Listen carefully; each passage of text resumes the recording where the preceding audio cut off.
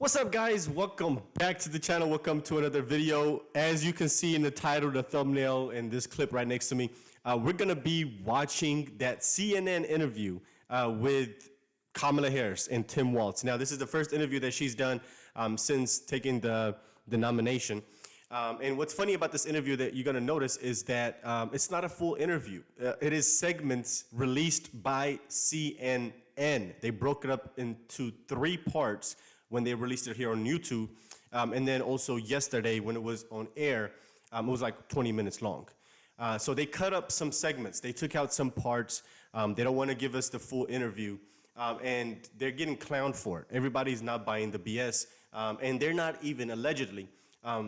The Harris campaign has requested that CNN not release the transcripts from the interview. So they don't even want us to see and hear what was said the whole time. So this is absolutely hilarious.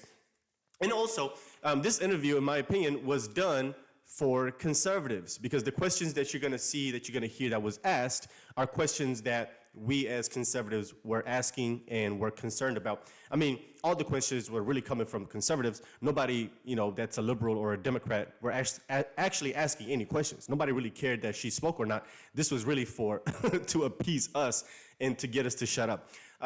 So we're gonna get into it. I'm not gonna do too much talking. Let's watch. There's 3 parts. So there's part 1, part 2 here, part 3. But you can see in the comments here, people are not happy. This comment has almost 10,000 likes.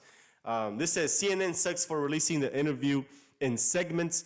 Just drop the complete shat already and let us eat it. The F. And this comment says, CNN, you need to post the complete interview. This collection of clips is trash. And they are absolutely correct. So let's not waste any time, guys. Let's get into the first part here, and then we'll go on to part 2 and then part 3. Madam Vice President, Governor Walz, thank you so much for sitting down with me and bringing the bus. The bus tour is well underway here in Georgia. You have less time to make your case to voters than any candidate in modern American history. Oh, no shit. The voters are really eager to hear what your plans are. If you are elected, what would you do on day 1 in the White House? Well, there are a number of things. I will tell you, first and foremost, one of my highest priorities is to do what we can to support and strengthen the middle class. When I look at the aspirations, the goals, the ambitions of the American people, I think that people are ready for a new way forward, in a way that generations of Americans have been fueled by hope and by optimism.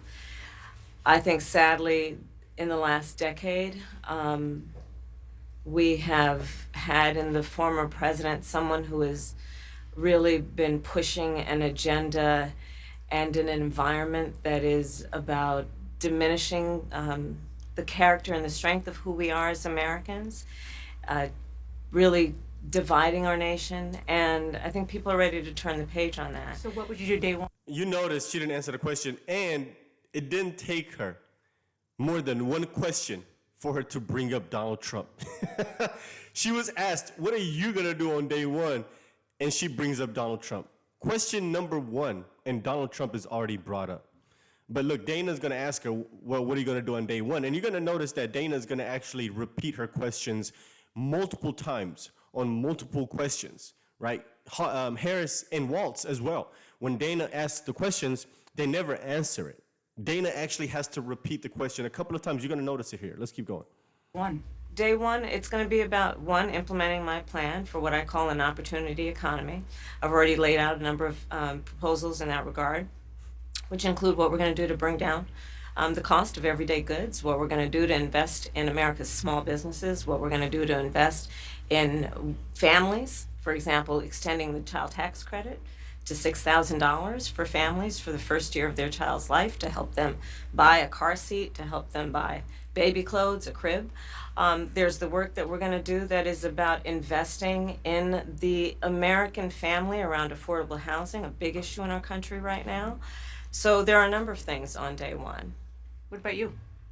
Well, I'm excited about this agenda too. As I said, the idea of inspiring America to what can be, and I think many of these things that the vice president's proposing are things that we share in values. And the child tax credit is one we know that reduces childhood poverty by a third. We did it in Minnesota to have a federal partner in this. Unbelievable, I think, in the impact that we can make. You talked about, you call it the opportunity economy. You are well aware that right now many Americans are struggling. There's a crisis of affordability. One of your campaign themes. How can she agree to that? How can she agree to that when for the last 3.5 years, she told us the economy is the best that it's ever been? She told us there was nothing that we need to do, that Bidenomics is working. So how can she agree to that? Why would she need to implement new policies for the economy? If the economy is fine and what you've done and what Biden has done has worked, why do you need to change anything? This is what doesn't make any sense to me. Is we're not going back. But I wonder what you say to voters who do want to go back when it comes to the economy specifically, because their groceries were less expensive, housing was more affordable when Donald Trump was president. Well, let's start with the fact that when Joe Biden and I came in office, during the height of a pandemic, we saw over 10 million jobs were lost.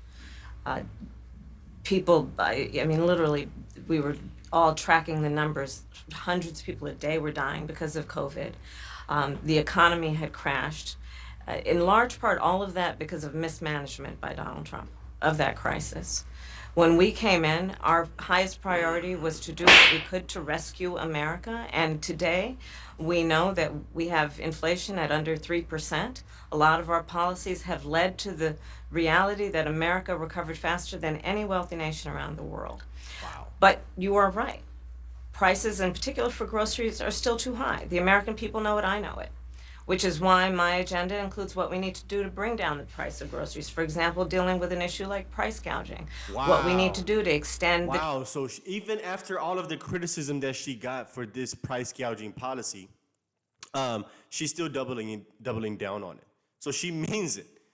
And price gouging is not what you think it means, right? She's trying to play it as if that was the reason for inflation. That's why she keeps saying price gouging and not referring back to the policies that they passed that actually got us to where we're at.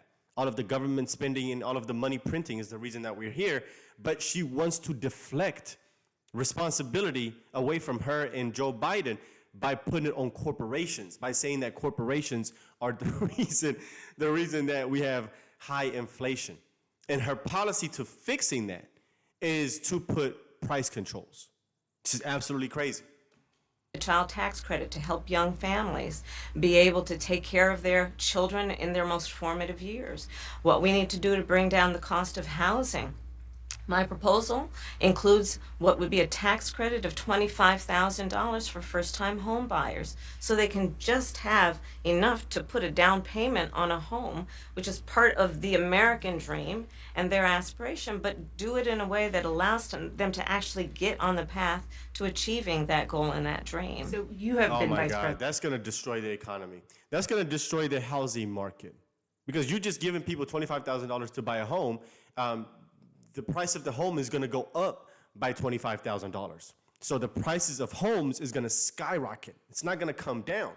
And then also, it's going to go crazy high, not just because of $25,000 being added to the market that wasn't there, but also you flooding the market with potentially unqualified buyers.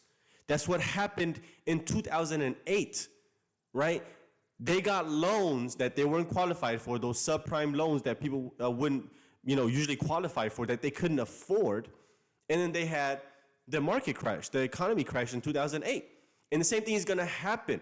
You're going to have unqualified buyers that are going to flood the market. That's also going to increase the price of homes because of supply and demand, right? And then the people that do end up buying the homes that never qualified for it are gonna foreclose, right? It's not the fact that they can't afford the down payment. That's not why most people get foreclosed on. It's not the down payment. It's usually not the interest rates.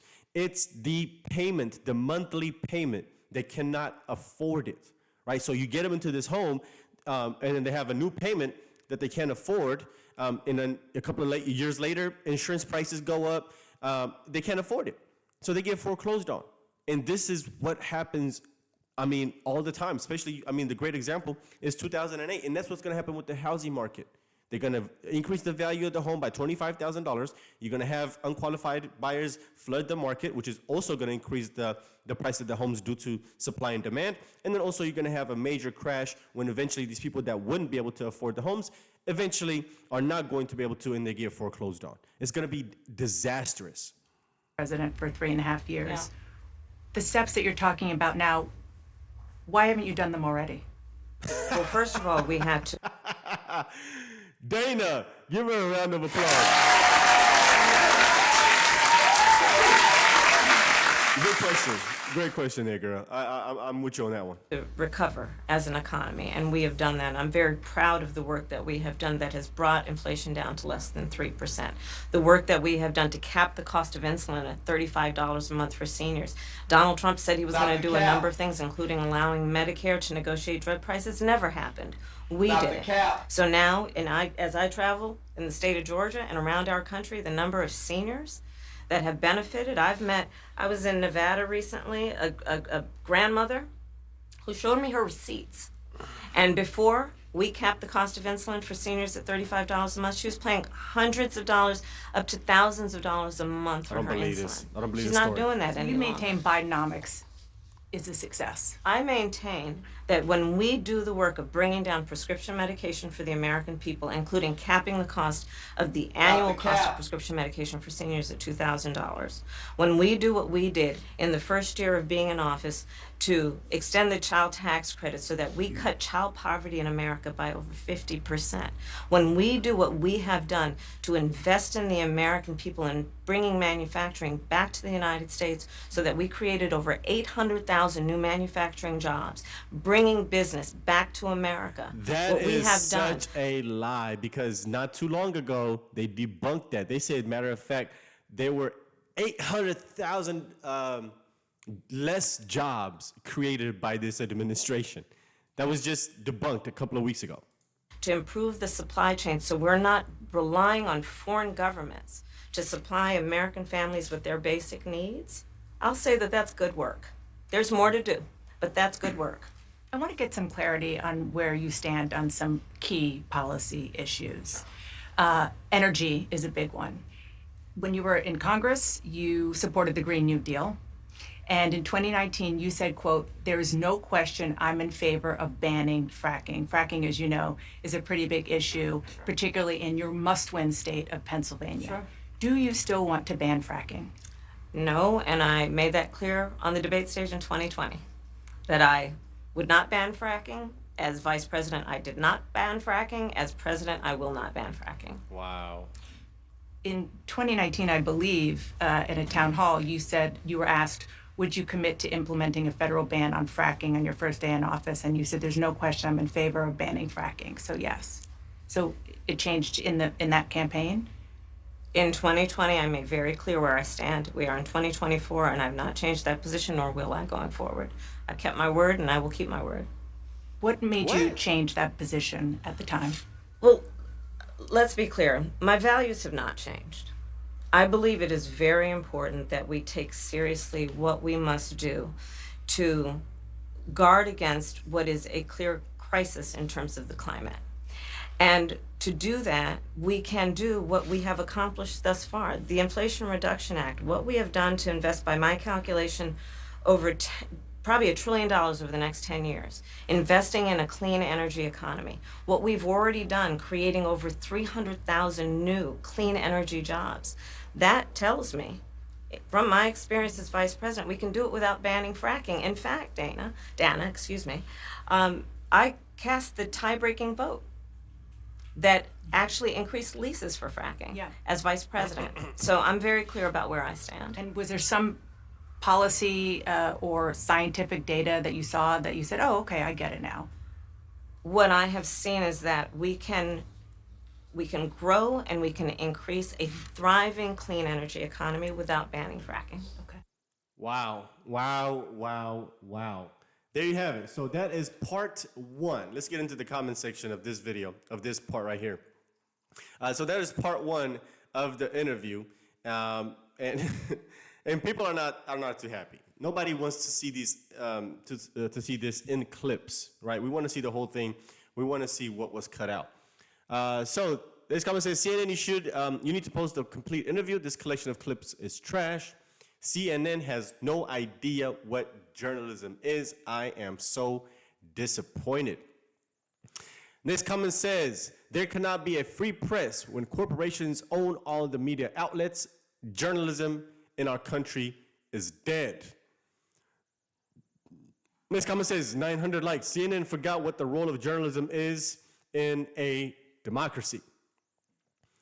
Next comment, 823 likes. These questions are ridiculous. CNN is an embarrassment. I got the hiccups. Next comment says, CNN has become a joke and it's a real shame. This interview is about promoting the network, not about informing the people. A far cry from relatively high integrity and information-centered reporting of the 90s, early 2000s. 30,000 dislikes to 15,000 likes. Keep lying to us, CNN. We ain't buying the bull anymore. Next comment says, give us the whole unedited interview. Do not manipulate. They are getting cooked in their own comment section. Like, nobody's liking this. CNN probably regretting they are allowing comments. CNN should have turned the comments off. CNN, my advice is to release full interview or you're going to lose more and more viewers. Editing and only releasing 1/4 of the interview looks deceptive and biased. I mean, they're going in on the comment section. This comment says, we want to hear what Harris has to say. Release the full interview just as you did with Trump. Oh my God. CNN, what are you trying to hide? CNN, what you're hiding from us voters?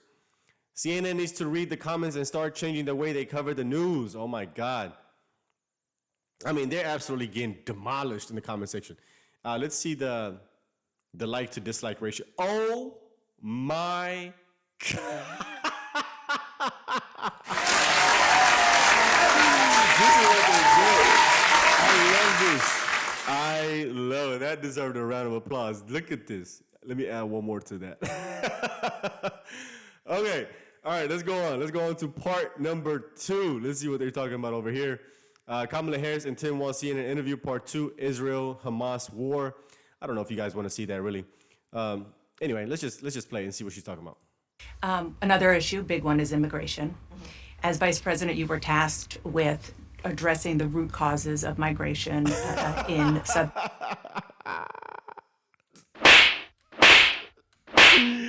You deserve to be slapped for that one. You see how she said you were tasked to finding out the root causes of immigration. That's them trying to spin away from the label that she got as the borders are. That's what this is right here. This is another mainstream talking point, another mainstream propaganda. Kamala Harris wasn't the borders are, guys. She wasn't the borders are. She was just assigned to figuring out what the root causes of immigration is. The gaslighting from these people is immaculate. Southern countries and Northern part of Central America. the northern part Yeah. of Central America that deals with, that affects the southern border of the U.S. During the Biden-Harris administration, there were record numbers of illegal border crossings. Why did the Biden-Harris administration wait 3.5 years to implement sweeping asylum restrictions? Well, first of all, the root causes work that I did as vice president, that I was asked to do by the president, has actually resulted in a number of benefits, including historic investments by American businesses in that region. The number of immigrants coming from that region has actually reduced since we began that work. But I will say this, that Joe Biden and I and our administration worked with members of the United States Congress on an immigration issue that is very significant to the American people and to our security, which is the border. And through bipartisan work, including some of the most conservative members of the United States Congress, a bill was crafted, Wow. which we supported, which I support. And Donald Trump got word of this bill that would have contributed to securing our border. And because he believes that it would not have helped him, Stop the cap.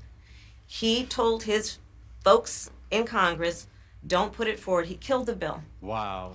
A border security bill that would have put 1,500 more agents on the border. And let me tell you something, the Border Patrol endorsed the bill. And I'm sure in large part because they knew they were working around the clock and 1,500 more agents would help them. That bill would have allowed us to increase seizures of fentanyl. Ask any community in Wow. America that has been devastated by fentanyl what passing that bill would have done to address their concern and pain that they've experienced. So you would push that legislation again. I just want to Not ask only about push it, I will make sure that it comes to my desk and I would sign it. just one other question about something that you I just can't stand people that talk with their teeth and out of their nose. Like, just pay attention to that. It's so annoying. said in 2019 when you first ran. There was a debate. You raised your hand when asked whether or not the border should be decriminalized. Do you still believe that? I believe there should be consequence. We have laws that have to be followed and enforced that address and deal with people who cross our border illegally, and there should be consequence. And let's be clear, in this race, I'm the only person who has prosecuted transnational criminal organizations who traffic in guns, drugs, and human beings. I'm the only person in this race who actually served a border state as Attorney General to enforce our laws, and I would enforce our laws as president going forward. I recognize the problem. Generally speaking, how should voters look at some of the changes that you've made, that you've explained some of here in your policy? Is it because you have more experience now and you've learned more about the information? Is it because you were running for president in a Democratic primary? And should they feel comfortable and confident that what you're saying now is going to be your policy moving forward?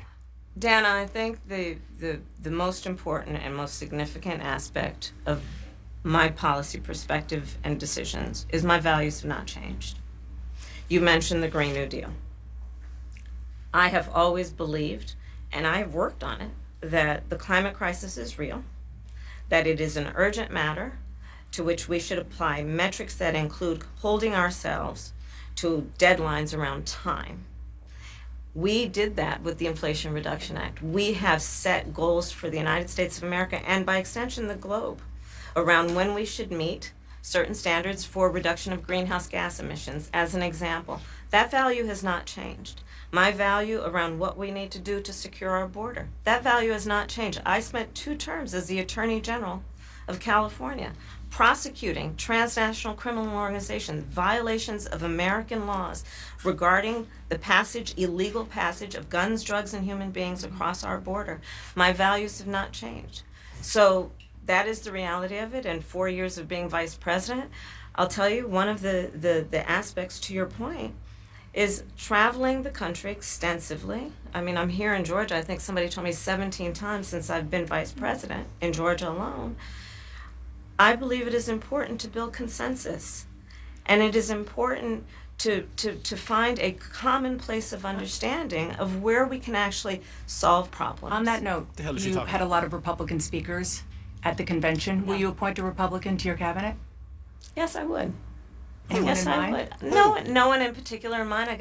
We got 68 days to go with this election, so I'm not putting the cart before the horse. Stop the but cap. I would. I think it's really important. I have spent my career inviting diversity of opinion. I think it's important to have people at the table when some Stop of the these cap. important decisions are being made that have different views, different experiences. And I think it would be to the benefit of the American public to have a member of my cabinet who was a Republican. Man, we don't want to see no Liz ask you. Cheney or Adam Kissinger. We don't want to see that. About your opponent, Donald Trump. Okay. I was a little bit surprised. People might be surprised to hear that you have never interacted with him, met him face to face. That's going to change soon. But what I want to ask you about is what he said last month. He suggested that you happened to turn black recently for political purposes, questioning a core part of your identity. Yeah. Any, Same old tired playbook. Next question, please. that's it? That's it. Okay. Let's talk about some foreign policy issues that would be on your plate if you become commander in chief. President Biden has tried unsuccessfully to end the war between Israel and Hamas in Gaza. He's been doing it for months and months, along with you. Would you do anything differently? For example, would you withhold some U.S. weapons shipments to Israel? That's what a lot of people on the progressive left want you to do. Let me be very clear. I'm unequivocal and unwavering in my commitment to Israel's defense and its ability to defend itself. And that's not going to change. But let's take a step back. October 7, 1,200 people were massacred. Many young people who were simply attending a music festival. Women were horribly raped. As I said then, I say today, Israel has a right to defend itself. We would. And how it does so matters. Far too many innocent Palestinians have been killed. And we have got to get a deal done. We were in Doha. We have to get a deal done. This war must end. In the meantime, and we must get a deal that is about getting the hostages out. I've met with the families of the American hostages. Let's get the hostages out. Let's get the ceasefire done. but no change in policy in terms of arms and so forth. No, we have to get a deal done. Dana, we have to get a deal done. When you look at the significance of this to the families, to the people who are living in that region, a deal is not only the right thing to do to end this war, but will unlock so much of what must happen next. I remain committed since I've been on October 8 to what we must do to work toward a two-state solution, where Israel is secure and in equal measure the Palestinians have security and self-determination and dignity. Wow. All right. Let's go to part three. Let's read the comments on this video here. Let's see the likes. Oh my God.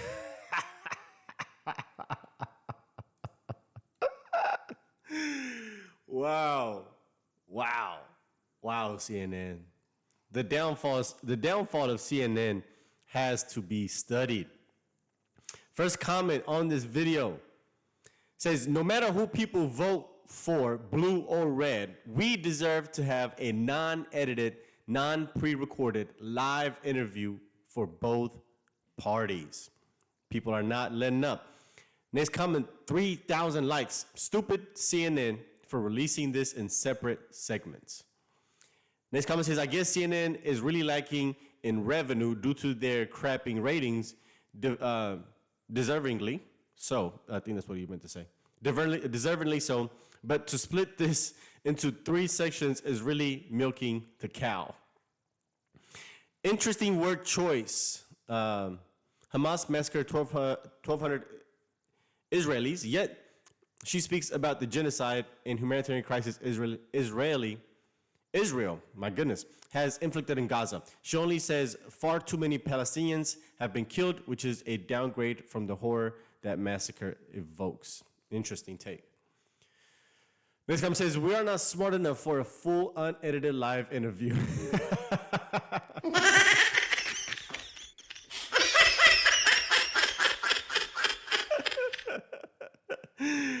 Yeah, that's what CNN believes. That's what the Democrats and CNN believe. Our viewers are not smart enough to, figure this out and have, discernment. So we're going to tell them what to believe and what to listen to. CNN is splitting this interview into free DLC that should have been included at the launch. Oh my God. Boycott CNN. Oh my goodness. And this comment says, why can't we just have the full interview? 2,000 likes. So pathetic, even for CNN. Somebody says, I usually do not watch CNN, but now I clearly understand why folks say they do not like CNN. Yeah. This is so crazy. Next comment says, I don't understand how 1 year you can support decriminalizing the border, which is an insane thing to believe. And the next, you say the laws of the country need to be enforced. Those are two radically different ends of the spectrum. Yep. 100%. All right, let's jump into part number 3 and finish off this nonsense. Governor Walz, the country is just starting to get to know you.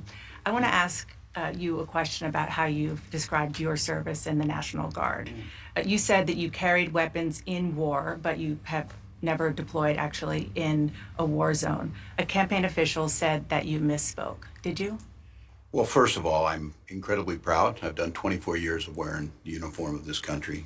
Equally proud of my service in a public school classroom, whether it's Congress or the governor. My record speaks for itself, but I think people are coming to get to know me. I speak like they do. I speak candidly. I wear my emotions on my sleeves, and I speak especially passionately about our children being shot in schools and Answer the question.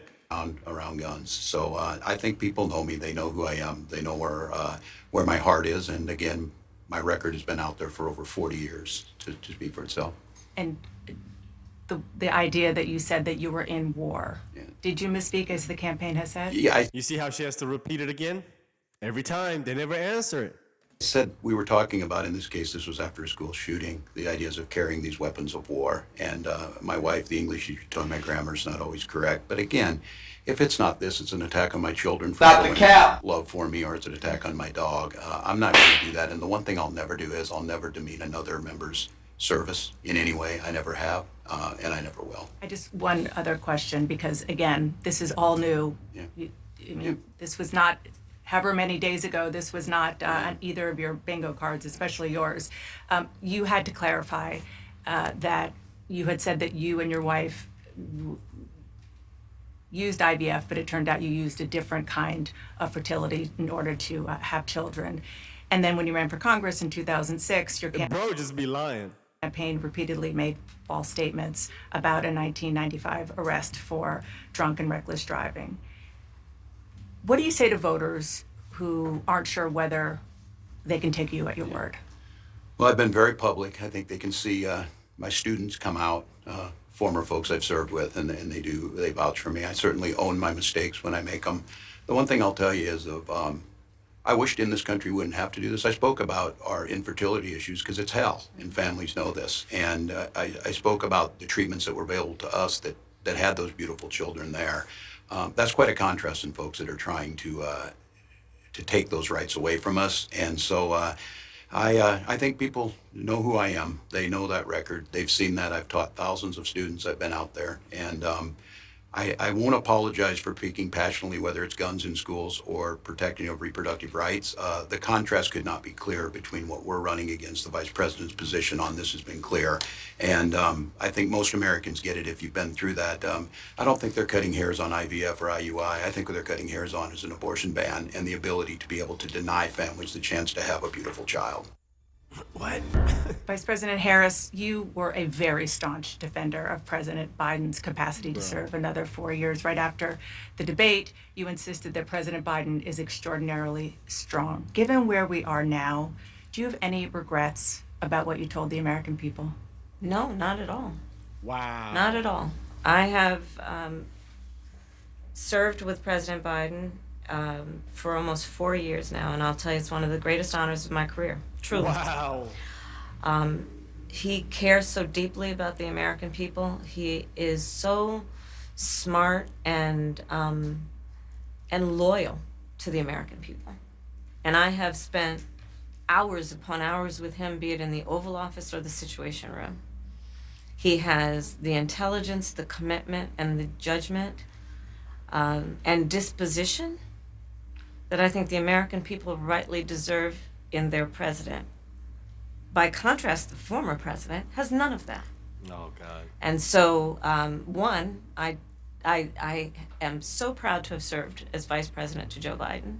And two, I am so proud to be running with Tim Walz for president of the United States and to bring America what I believe the American people deserve, which is a new way forward, and turn the page on the last decade of what I believe has been Wow. contrary to where the spirit of our country really lies. The last decade. What is she trying to say? What is she trying to say? The Democrats have been in charge for the last, 12 of the 16 years?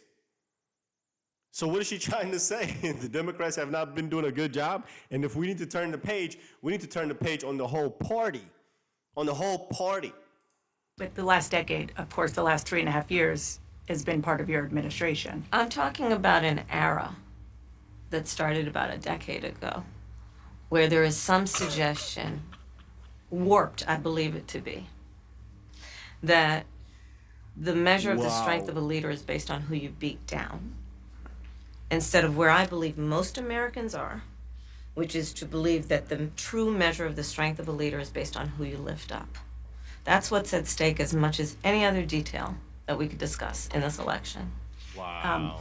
Because we haven't had a chance to talk, I'm just curious, staying on President Biden, when he called you and said he was pulling out of the race, what was that like? And did he offer to endorse you right away, or did you ask for it? It was a Sunday, so here I'll give you a little too much information. Go for it. There's no such thing, Madam Vice President.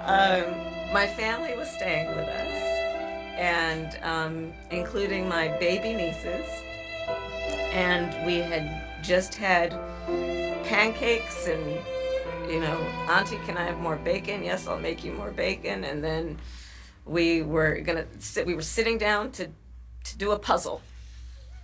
She's lying. And the phone She's rang. lying. She's lying. She's lying. She's lying. She's lying.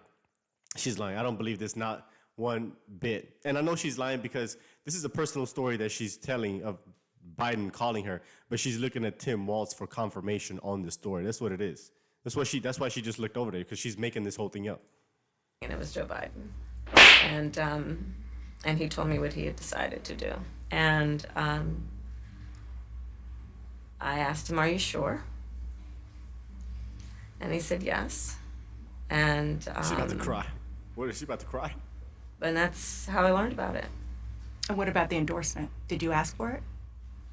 He was very clear that he was going to support me. So when he called to tell you, he said, I'm pulling out of the race and I'm going to support you. Well, my first thought was not about me, to be honest with you. That's not the My question. first thought was about him, to be honest. I think history is going to show a number of things about Joe Biden's presidency.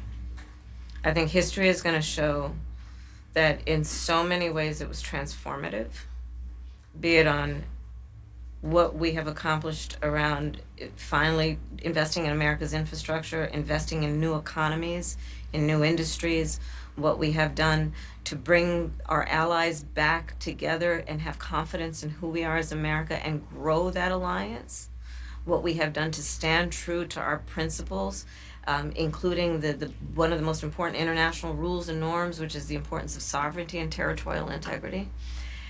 And I think history is going to show not only has Joe Biden led an administration that has achieved those extraordinary successes, but the character of the man is one that he has been in his life and career, including as a president, quite selfless and puts the American people first. I just have to ask.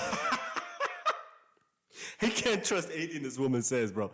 Literally, on the debate stage, when she was running against Joe Biden in 2019, 2020, she called him racist, right? She said he was a racist. And now she's sitting up here telling all this nonsense. These people are not honest. You both about two standout moments, aside, of course, from the addresses that you both gave, but standout moments that were perhaps unexpected during the convention. You mentioned one of them, Governor.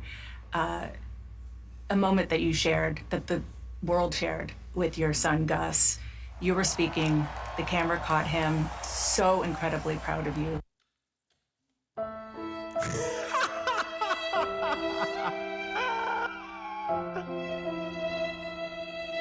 I just had to do it. I just had to do it, y'all. I apologize. It had to be done.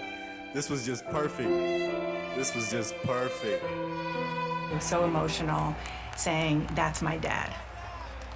Yeah, I don't know as a father I could have ever imagined that. I'm grateful for so many reasons to be on this ticket, but that moment, to understand what was really important, to have my son feel a sense of pride in me, that I was trying to do the right thing. And it was, you try and protect your kids, it brings notoriety and things, but it was just such a visceral, emotional moment that I'm grateful I got to experience it, and I'm so proud of him. I'm proud of him. I'm proud of Hope. I'm proud of Gwen. She's a wonderful mother, and these are great kids. And I think the one thing is talking about the era we're in is our politics can be better. It can be different. We can show some of these things, and we can have families involved in this. And I hope that I hope people felt that out there, and I hope they hug their kids a little tighter, because you just never know, and life can be kind of hard. And last question, Madam Vice President, the photograph that has gone viral.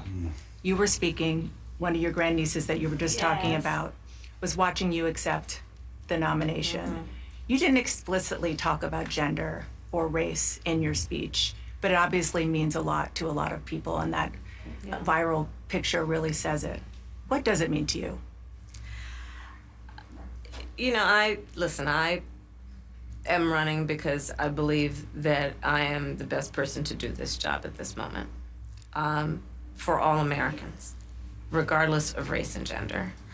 But I did see that photograph, and I was deeply touched by it. And you're right, it's the back of her head, her two little braids, and then I'm in the front of the photograph, obviously speaking. And God, it is just so difficult to listen to this woman. Oh my goodness. it's very humbling. It's very humbling in many ways. Did she talk to you about it afterwards? Oh, she had a lot to talk about. She had a lot. She listened to everything, and she listens to everything. Give you your hot takes? Oh, yeah, definitely. Madam Vice President, Governor Walz, thank you so much for your time. Appreciate it. Thanks for you. having Thank us. you, Dana. Thank you. CNN, nothing but garbage. Nothing but garbage. Clown News Network is what this is right here. So this is part 3. Let's add one more to that. Boom, 10,000 to almost 20,000 dislikes. This is every single video. I don't know why they put it up in 3 parts, but you guys are welcome. You got this video in 1 part. All right, so the first comment says, breaking news. My grammar is not always correct.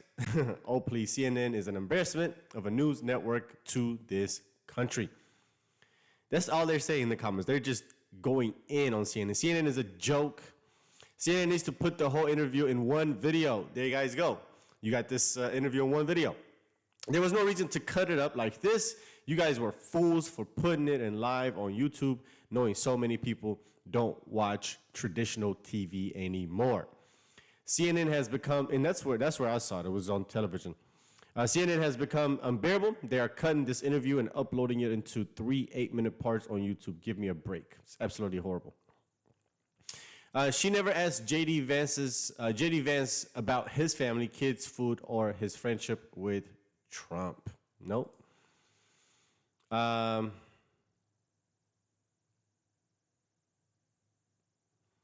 they're just going crazy on them. CNN, are you going to release the entire interview as 1 segment? What is with these little uploads? The strategy around releasing this in pieces is annoying. I really want to know what made him do that. And here's the thing, right? Most of us that have common sense, we want to see an unscripted, unedited interview and sit down and speech and town hall, press conference, whatever. We want it unscripted, unedited. We want the full thing. And the reason is that this woman right here is going to be the same person that's going to go and have to negotiate with people like Putin, with people like Kim Jong-un and Xi Jinping and people in the Middle East. And whenever she's going over there to negotiate, it's not scripted. They're not going to ask her softball questions. She's not going to be able to take notes every time she goes to these places to either have a conversation or to negotiate something, right? So we want to see how she's able to handle an American press, questions asked by Americans. Let's see how she handles that, how she answers that, because that's going to tell us how she's able to handle situations with foreign adversaries, right? So if it's difficult for her to sit down and have an unscripted interview, a sit down that we get to watch and get to criticize, how is it going to look when she's going to go and sit down and talk with Putin with no script, with no edits, right? With nobody to sit there and help her with fact checks and notes and this and this and that. That is the reason that we want to see her authentically, not edited, not with a script, not with softball questions, not with questions that she's probably been, pre-fed. She probably had these questions already given to her before she sat down with Dana. We don't know. We can't trust CNN to do that. We don't know. So this is why she has to do this. This is why she has to, and I can't wait for the debate. The debate is going to expose it all. Oh my God, I just can't not wait. Because if she can't handle Donald Trump, she's not going to be able to handle these people in the Middle East. First of all, the people in the Middle East don't even respect women. They don't even respect their own women. So what makes you think they're going to respect Kamala? For what reason do they have to respect her if they don't even respect their own women? So first of all, she's not even competent enough. Can't even communicate clearly enough. I can't even do it myself. She can't even communicate clearly enough for people to understand her well and for her to at least earn respect, right? So she can't even do that.